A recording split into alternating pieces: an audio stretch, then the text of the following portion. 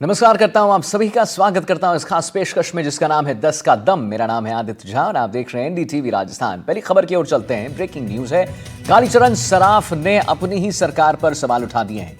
ACB के मामले में केस चलाने को लेकर उठाए हैं सवाल। सरकार सवालों का सीधा जवाब नहीं दे रही है, ये कालीचरण कह रहे हैं। सराफ ने लंबित मामले की समीक्षा के लिए सुझाव दिया है। एक कैबिनेट सब कमेटी बनाने का भी सुझाव जो है वो दे दिया गया है। तो राजस्थान विधानसभा के बजट सत्र के चौथे दिन भाजपा विधायक कालीचरण सराफ ने एसीबी के मामले में केस चलाने की मंजूरी को लेकर अपनी सरकार पर सवाल खड़े कर दिए हैं। सराफ ने आरोप लगाया है कि सरकार उनके सवालों के सीधे जवाब देने के बजाय उन्हें बदल रही है। विधानसभा में कालीचरण सराफ ने कहा है कि मैंने पूछा क्या पूछा था मैंने और जवाब मुझे क्या दिया जा रहा है, मेरा सवाल ही बदल दिया गया है। इस पर मंत्री गजेंद्र सिंह खीवसर ने सफाई देते हुए कहा कि सरकार ने सवाल का स्पष्ट और सटीक जवाब दिया है। उन्होंने बताया कि 1 जनवरी 2021 से 2022 तक एसीबी में 1592 केस दर्ज हुए, जिनमें से 1185 से ज्यादा मामलों में केस चलाने की मंजूरी दे दी गई, जबकि 403 मामले अभी भी लंबित हैं। भ्रष्टाचार के मुद्दे पर कड़ा रुख अपनाते हुए विधायक सराफ ने कहा, प्रधानमंत्री नरेंद्र मोदी का नारा है, ना खाऊंगा ना खाने दूंगा। उन्होंने सरकार से सवाल किया कि यदि भ्रष्टाचार के प्रति जीरो टॉलरेंस नीति अपनाई जा रही है तो फिर इतने केस पेंडिंग क्यों हैं। सराफ ने एसीबी के लंबित मामलों की समीक्षा के लिए कैबिनेट सब कमेटी बनाने का सुझाव किया ताकि भ्रष्ट अधिकारियों के खिलाफ सख्त कार्रवाई की जा सके।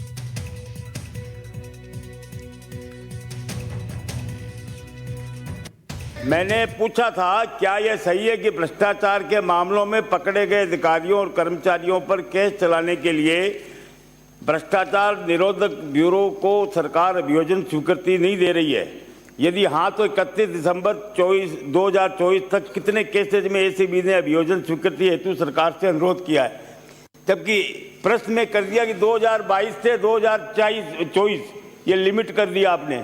खैर आपने कर दी, कोई बात नहीं। अब मैं आपको पूछना चाहता हूं कि 1 जनवरी 2022 से 31 दिसंबर 2024 तक आपके 1189 अभियोजन की स्वीकृति आपने दी 1592 में से, और 403 अभी भी आपके लंबित हैं। जबकि प्रदेश के सतर्कता आयुक्त ने सभी विभागों के एचओडी को पत्र लिखकर अधिकतम 3 महीने में अभियोजन स्वीकृति देने के आदेश दिए हुए हैं। तो फिर ये क्यों नहीं हुआ? एक इसका जवाब दीजिए, फिर दूसरा प्रश्न पूछूंगा। सोमू आनंद हमारे साथ लाइव जुड़ गए हैं इसी खबर पर और जानकारी दे रहे हैं। सोमू, एक बात बताइए, कैबिनेट मंत्री ने अपनी ही सरकार पर जो है एक माफ कीजिए कड़ा एक प्रहार कर दिया है। सराफ ने एसीबी के मामलों में केस चलाने की मंजूरी को लेकर अपनी ही सरकार पर सवाल खड़े कर दिए हैं। क्या सवाल था, क्या जवाब? वो कह रहे हैं कि जो मैं सवाल पूछ रहा हूं वो मेरा सवाल ही नहीं था, मेरे सवाल ही को पलट दिया गया।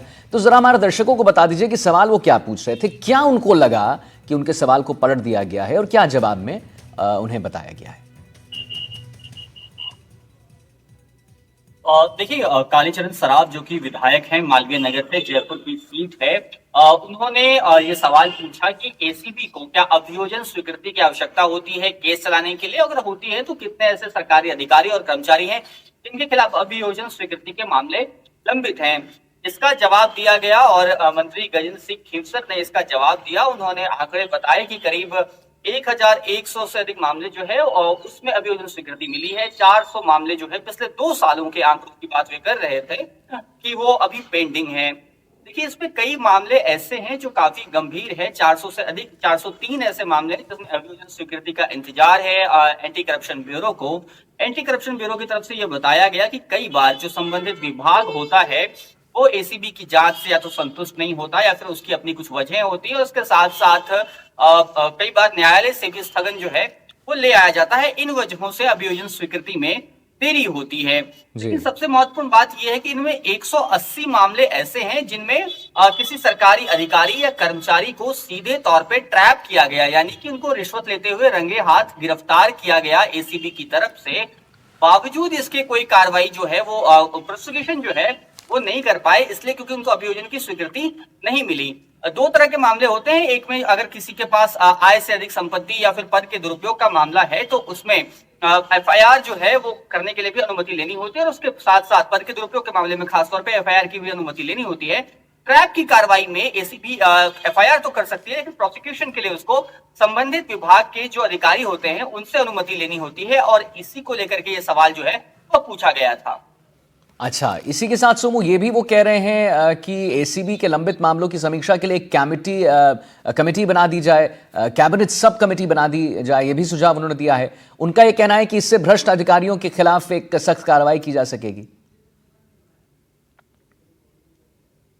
बिल्कुल, देखिए उनकी ये मांग है। हालांकि मंत्री ने ये साफ किया है कि नियम जो है इसका हवाला नहीं देते हैं, क्योंकि जो कानून, केंद्रीय कानून है, उसमें स्पष्ट रूप से लिखा हुआ है कि सरकारी कर्मी पर उसका जो संबंधित विभाग है उसके जो अध्यक्ष हैं, जो विभाग के सुपरिटेंडेंट हैं, वो ही अलाउ करेंगे प्रोसिक्यूशन के लिए, उसके बाद उन पर कार्रवाई हो पाएगी। तो नियम बहुत साफ है। हालांकि उनकी मांग जरूर है कि वो कैबिनेट सब कमेटी बने, लेकिन उसी का हवाला देते हुए मंत्री गजेंद्र सिंह खीवसर ने भी कहा है कि ऐसा नहीं हो सकता कि इसके लिए कोई एक अलग से कमेटी बनाई जाए। चलिए ठीक है सोमू, बहुत बहुत धन्यवाद महत्वपूर्ण जानकारी देने के लिए, हमारे दर्शकों तक पहुंचाने के लिए।